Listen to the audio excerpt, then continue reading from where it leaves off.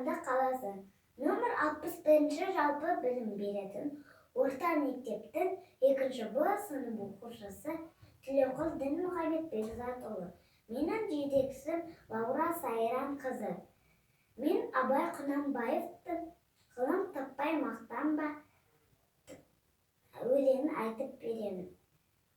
Ғылым таппай мақтанба, орын таппай баптанба, құмарланып шаттанба, ойнап басқа күлуге, без нәрседен асық бол, без нәрсеге қашық бол.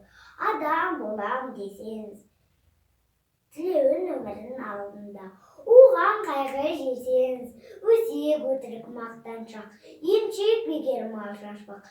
Бес дұшпанның білсеңіз, талап еңбек терең ой, қанағат рақым ойлап қой. Бес асығыс көнсеңіз.